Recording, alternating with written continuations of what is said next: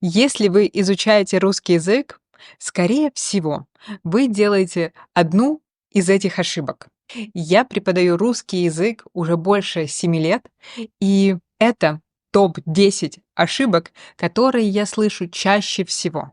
И эти ошибки делают и начинающие, и те, кто изучают язык уже много-много лет. Поэтому давайте посмотрим, какие самые сложные, самые коварные ошибки в русском языке, чтобы вы их не делали. Даже если вы делаете ошибки, это не страшно, это не проблема. И в этом видео вы узнаете, как стать быстро, немножко лучше в русском языке. Давайте начнем. А для тех, кто не знает, меня зовут Ярослава, и это канал для тех, кто учит русский язык. Давайте начнем. Итак, первая ошибка– это глаголодвижение. Но конкретно часто студенты путают идти и ехать. И поэтому часто я слышу, что кто-то пошел в другую страну. Например, мы на прошлой неделе шли во Францию, в Германию. И я всегда спрашиваю в этот момент у своего студента: «И долго вы шли? Почему не на машине? Может быть, было бы удобнее полететь на самолете?» И, конечно, тогда они понимают, что нужно использовать глагол «ехать». Да, на прошлой неделе мы ездили во Францию, на прошлой неделе мы ездили в другой город, но не ходили, но не шли. Аналогично. Вторая ошибка– это два вопроса: где и куда. Во многих языках это один вопрос, поэтому понятно, почему в русском языке могут быть сложности. Где и куда. Как можно быстрее запомнить вопрос, падеж и окончание? Давайте я вам быстренько скажу. Во-первых, куда? Куда– это направление, это вектор. Куда? И вы видите, что в слове «куда» там есть буква «у». И еще буква «у» есть в слове accusative и в окончаниях винительного падежа. Значит, куда accusative в Москву, в Россию, в Америку, в Аргентину и так далее. У. Вопрос где? Где это локация? Где сейчас конкретно? В каком месте? И там буква «е». Где еще есть буква «е»? В предложном падеже, prepositional, и буква «е» в окончаниях предложного падежа. Где? В Москве, в школе, в магазине, в супермаркете, в книге. Это где? Предложный падеж. Следующая ошибка из области лексики. Когда я спрашиваю студента: «Как твои дела? Как ты?»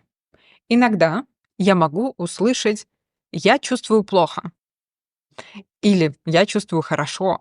И в русском языке слово «чувствовать» можно использовать без себя, но когда мы говорим о себе, о своем состоянии, как мы себя чувствуем, тогда нам нужно слово «себя». Я чувствую себя плохо. Сегодня я чувствую себя немного плохо. Или я чувствую себя хорошо. Я болел, сейчас нет. Сейчас я чувствую себя хорошо. Что можно чувствовать? Потому что глагол «чувствовать» мы можем использовать сам по себе. Например, я чувствую злость, я злюсь. Или, например, психолог вас спрашивает: что ты сейчас чувствуешь? И вы можете сказать: ну, я чувствую холод, я чувствую тревогу, я чувствую, что мне не хватает воздуха, ну, например. И вот такая разница. Я чувствую себя хорошо или я чувствую что-то. Следующая ошибка из области фонетики. Это любимая ваша гласная «ы». И часто во многих языках многие иностранцы произносят этот звук «ы» как «и». Не мыло, а мило. И много примеров. Есть много примеров, как можно поставить этот звук быстро. Есть много разных туториалов, есть много разных способов, как услышать, как конкретно для вас объяснить этот звук. Есть несколько способов, есть несколько приемов, которые работают очень часто. Например, если вы из Америки или вы хорошо знаете английский язык, то можно использовать как подсказку слово roses. Не всегда, не во всех диалектах там будет звук «ы». Иногда roses, иногда roses. В разных диалектах будет по-разному.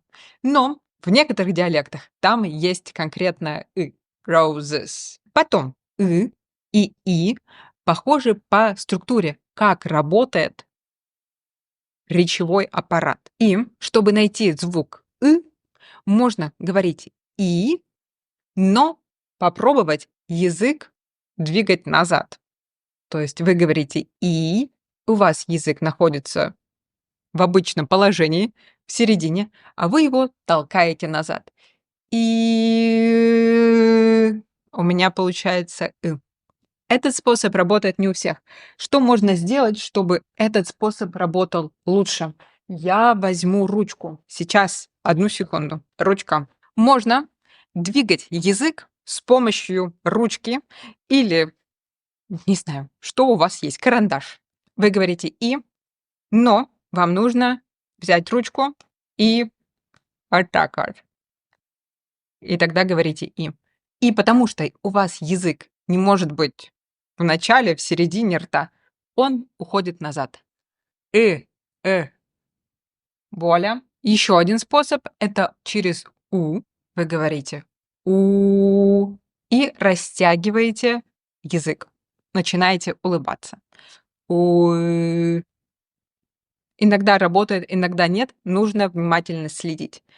И еще один способ «ы» горловой. Мы с вами говорили, что язык находится далеко. Поэтому можно положить руку на шею и говорить и у вас должна быть вибрация. Если вы хотите правильно произносить все звуки русского языка, правильно произносить звуки, слова, предложения, то я приглашаю вас на вебинар, который будет 25 января.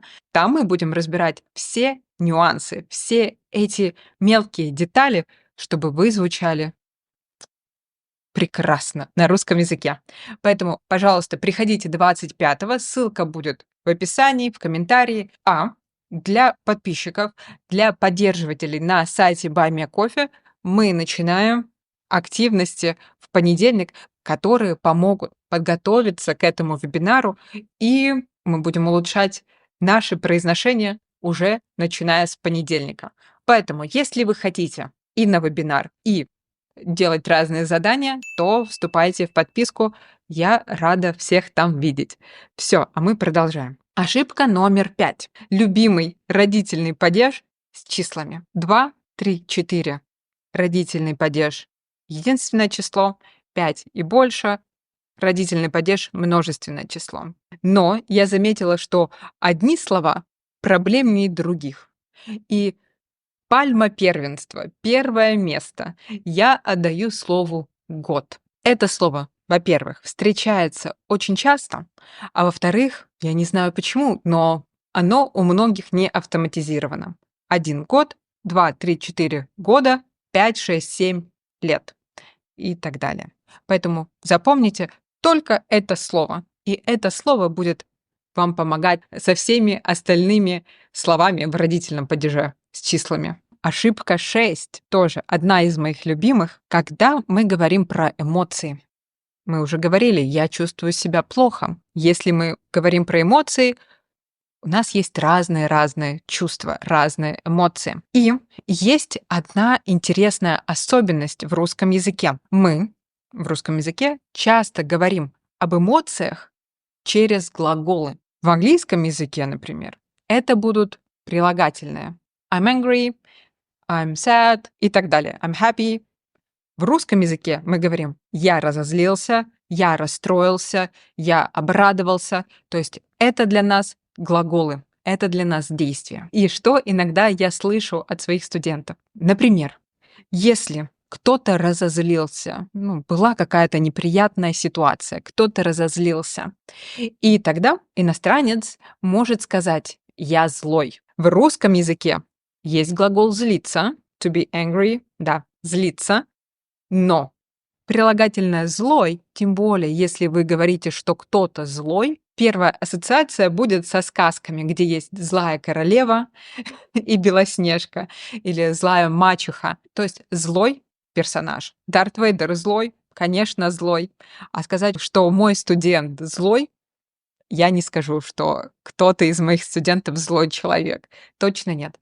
Поэтому вы тоже не злые, а если вы чувствуете себя так, то лучше сказать «я разозлился» или «я злился». Ошибка 7. Как соединить, как объединить простые предложения в одну фразу. У нас есть много слов, которые помогают соединить разные части предложений в одно, чтобы делать более длинные, более детальные фразы. И есть в русском языке такое слово «чтобы», которое для иностранцев не всегда понятное, а оно встречается очень-очень часто, потому что мы часто говорим, зачем мы что-то делаем.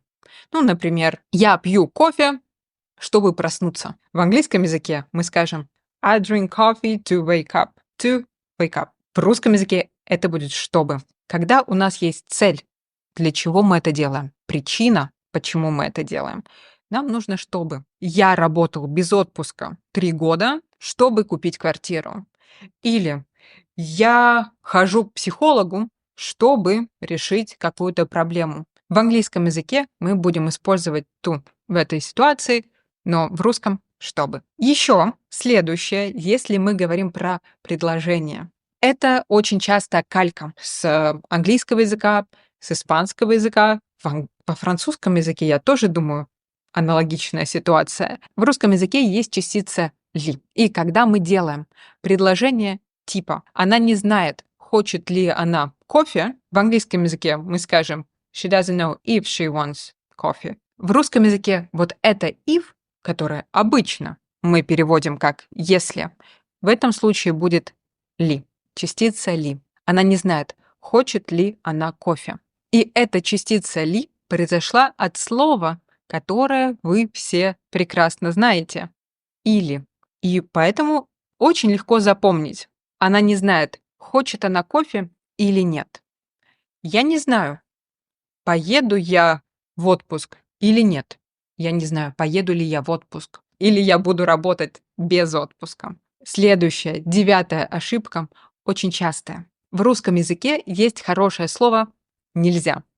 Мне это слово очень нравится. Оно значит, что что-то нельзя делать. Вы не можете что-то делать, потому что вам нельзя, потому что вам не разрешают. Например, собакам нельзя есть шоколад. Здесь нельзя курить. Во многих языках нет конкретно этого слова. Поэтому часто студенты пытаются сделать аналог слову «нельзя», как «не можно». Здесь не можно курить. Но в русском языке есть прекрасное слово «нельзя». Хотя я знаю, что «не можно», по-моему, используют в польском языке, если я не ошибаюсь. Я могу ошибаться. Если вы из Польши, пожалуйста, скажите мне про польский язык. И последняя ошибка, 10-я ошибка. Если честно, мне кажется, это очень деликатная ошибка. Я не знала, добавлять ее или нет, но я ее слышу регулярно. Я не хочу, чтобы вы оказались в очень неловкой ситуации. Поэтому я скажу. Есть в русском языке 2 слова: писать и писать. И слово «писать» вы все знаете. Например, я пишу ручкой. Мне нужно писать домашнее задание. Я люблю писать. Или этот ребенок не умеет писать. Он еще маленький. Но если мы переставим ударение немножко, то у нас получится слово, которое означает ходить в туалет. Пожалуйста, не нужно. Я слышала это много раз, когда кто-то из студентов рассказывает, как он что-то писал, но делал неправильное ударение. лучше не нужно. Конечно, при учителе можно говорить, как вы хотите, но в реальной жизни лучше не делать эту ошибку. Дорогие друзья, я надеюсь, это видео было вам полезно, и я жду вас на вебинаре в субботу. А если вы хотите участвовать в дополнительных активностях, добро пожаловать в подписку на Buy Me a Coffee, и встретимся совсем скоро. Все, всем пока!